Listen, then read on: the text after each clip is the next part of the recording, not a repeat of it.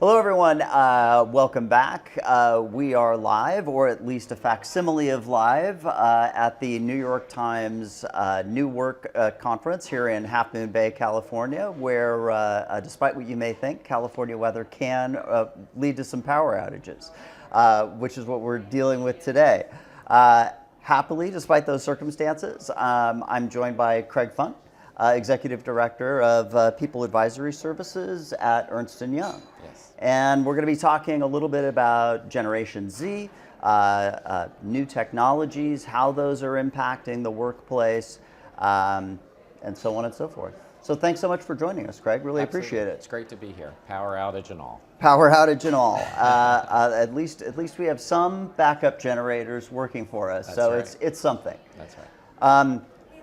Very interesting, of course, to be at a technology conference when there's a power outage. Suddenly, it's like there's no blood in the bloodstream.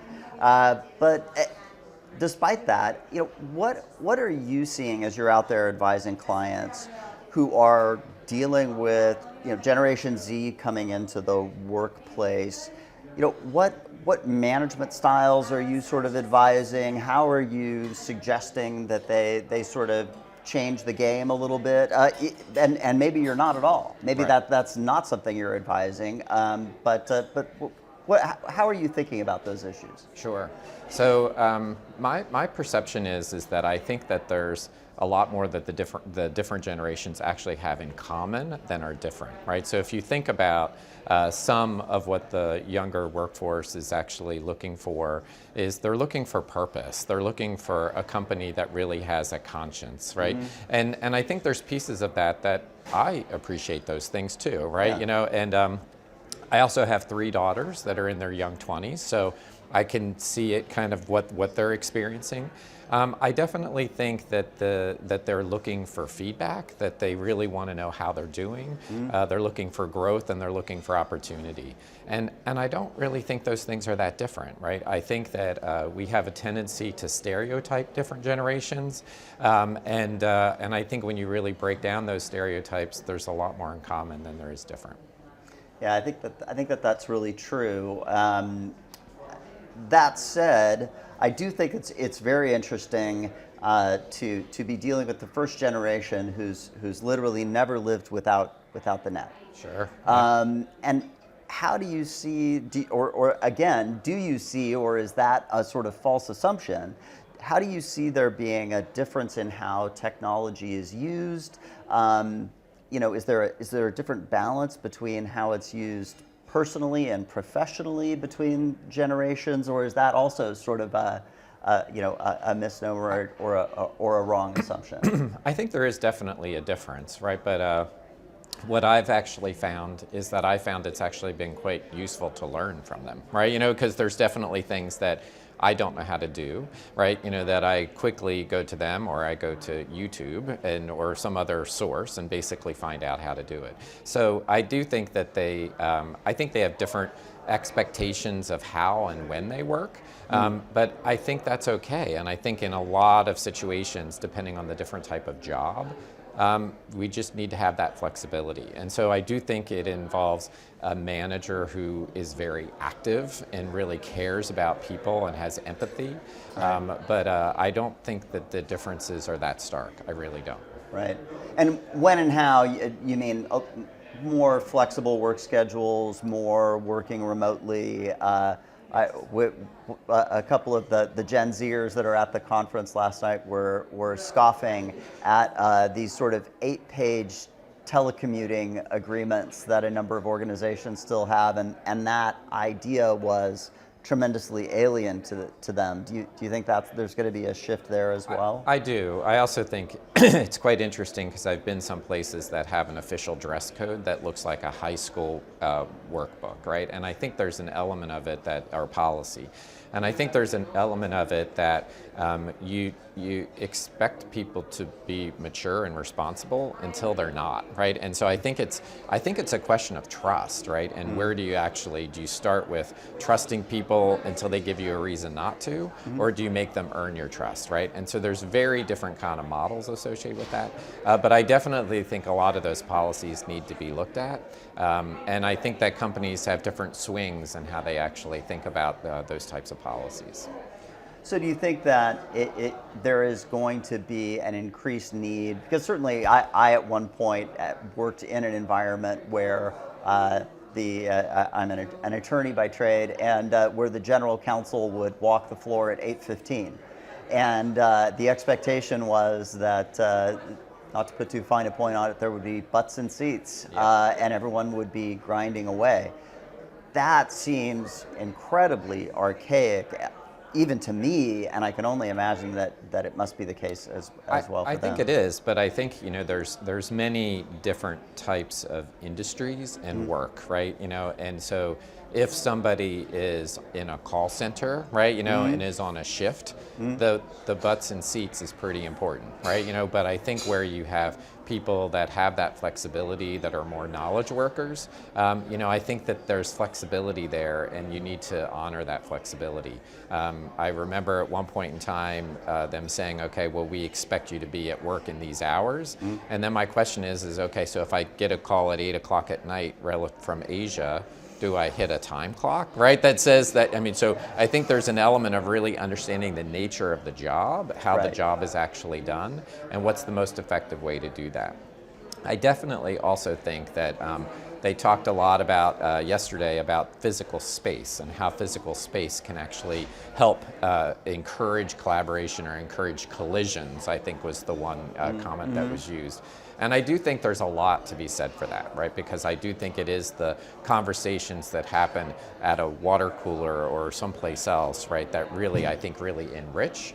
I also think it gives the person real attachment to the company, right? And so to really help build those relationships and helps with retention as well.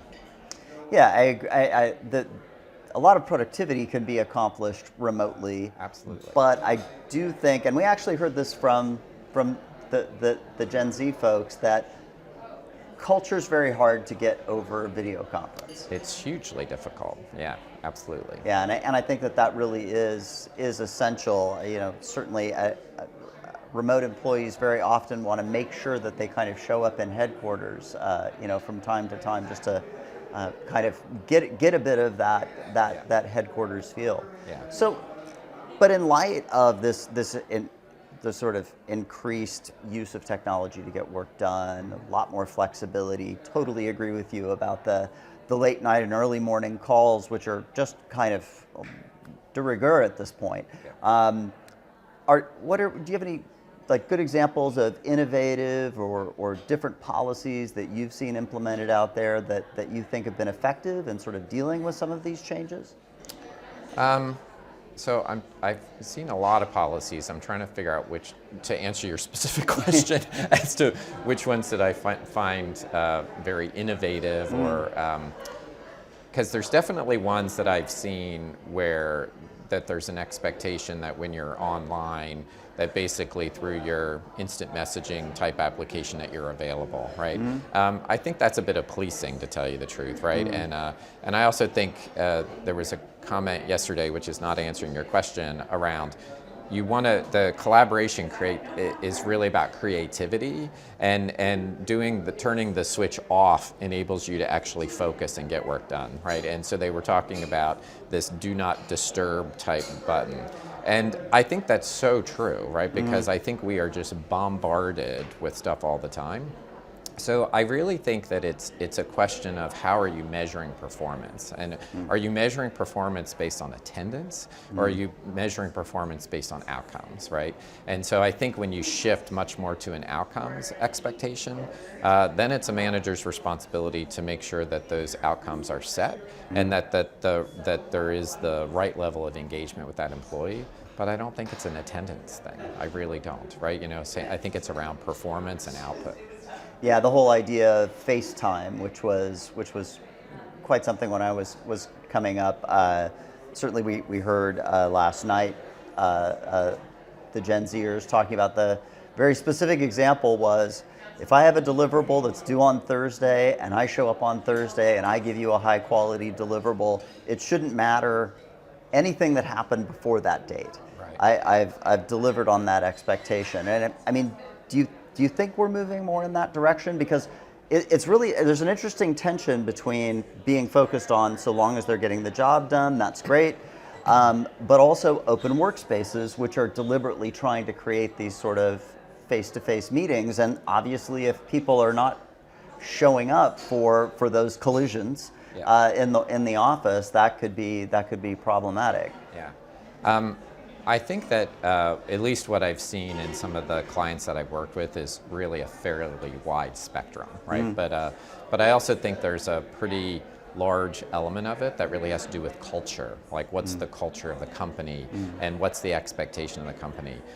There are still some very strong command and control companies, right? You know, and then there's other ones that are much more creative and really focusing on that. So I think that there's the thing that's fascinating, because I just moved to consulting about a year ago from being in an in-house role, is that you see every different spectrum that you can possibly imagine. But do I think that some of the command and control companies are having trouble with maintaining and retention of talent?